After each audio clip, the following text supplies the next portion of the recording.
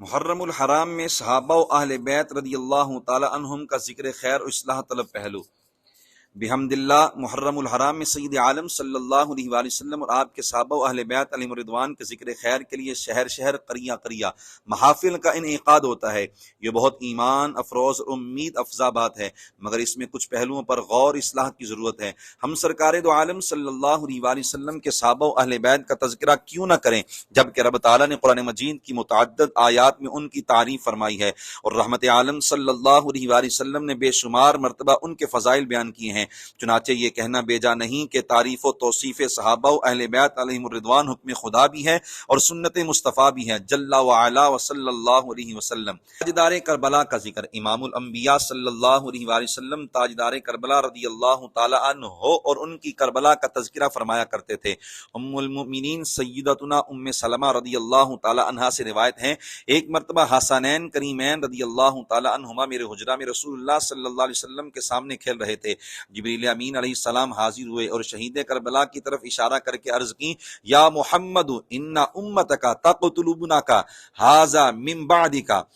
یعنی یا رسول اللہ صلی اللہ علیہ وسلم آپ کے وصال کے بعد آپ کی امت آپ کے شہزادے کو شہید کر دے گی۔ چنانچہ رحمت عالم صلی اللہ علیہ وآلہ وسلم کی مبارک آنکھوں سے موتی ٹپکنے لگے اور آپ نے شہزادے کو سینے سے لگا لیا۔ پھر آپ صلی اللہ علیہ وآلہ وسلم نے کچھ مٹی سونگی اور مجھے عطا کی اور کربلا کو یاد کر کے فرمایا، یا ام سلمۃ اذا تحولت هذه التربۃ دما فاعلمی ان ابنی قد قتل، ام سلمہ جب یہ مٹی خون ہو جائے تو جان لینا کہ میرا بیٹا شہید ہو گیا ہے۔ ام المؤمنین رضی اللہ تعالی عنہا نے وہ مٹی محفوظ کر لی اور بار بار اسے دیکھ کر کہا کرتی تھیں، ان یومن تحولین دمن لیوم عظیم، یعنی جس دن یہ مٹی خون بن جائے گی وہ بہت بڑا یعنی ہولناک دن ہوگا۔ تمام نسبتوں کا ذکر خیر۔ محرم الحرام کی محافل میں شہید کربلا امام حسین رضی اللہ تعالیٰ عنہ اور دیگر اہل بیت اعظام کا ذکر خیر بلا شبہ باعث برکت و علامت سعادت ہے۔ تاہم بزرگوں نے فرمایا بدعقیدہ لوگوں کا طریقہ ہے کہ وہ فقط امام حسین اور اہل بیت کا ذکر کرتے ہیں،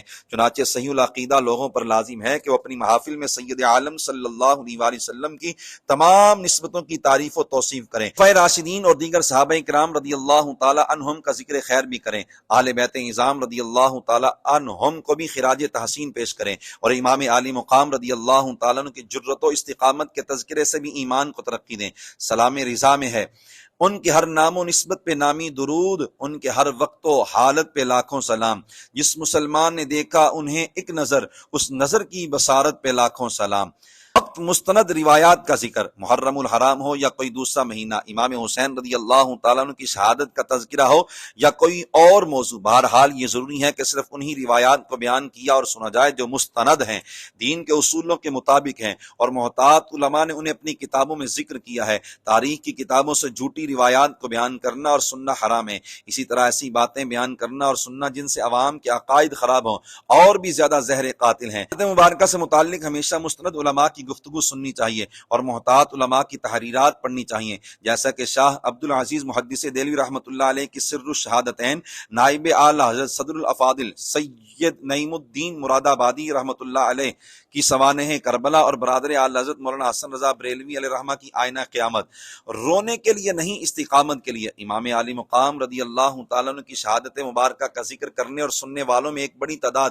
ایسے لوگوں کی ہوتی ہے جن کا مقصد فقط رونا اور لونانا ہوتا ہے۔ یہ لوگ آپ رضی اللہ تعالیٰ عنہ کو نہایت بے کس اور بیچارہ بنا کر پیش کرتے ہیں۔ وہ تو تمام بہادروں کے سردار صلی اللہ علیہ وآلہ وسلم کی شجاعت کے وارث ہیں، شیر خدا حیدر کرار کرم اللہ تعالیٰ وجہہ کے شہزادے ہیں، اور ان کا ذکر ایسے انداز میں کرنا چاہیے کہ بزدل بھی بہادر ہو جائیں اور کم ہمت لوگوں کی ہمت بھی بلند ہو جائے۔ اعلیٰ حضرت امام احمد رضا خان علیہ رحمہ کی تحریر کا خلاصہ ہے کہ اگر تذکرہ شہادت سے مقصود غم پروری، بناوٹ اور رونا دھونا ہو تو یہ نیت پسندیدہ نہیں، کیونکہ شریعت مطہرہ نے غم میں صبر کرنے اور اللہ تعالیٰ کی رضا پر راضی رہنے اور حتی الامکان اس غم کو دور کرنے کا حکم دیا ہے، نہ یہ کہ تکلف کر کے غم لایا جائے اور اسے ثواب سمجھا جائے۔ ہاں، اگر اہل بیت اعظام علیہم الرضوان کے فضائل و مناقب سے متعلق فقط صحیح روایات بیان کی جائیں اور ضمناً ان کے صبر و استقامت کا ذکر کرنے کے لیے شہادت کا تذکرہ ہو اور محبت کے تقاضے سے بے اختیار آنسو آ جائیں تو حرج نہیں۔ البتہ اگر کسی کا دل واقع کربلا سے نرم نہیں ہوتا تو اسے غمگین ہونا چاہیے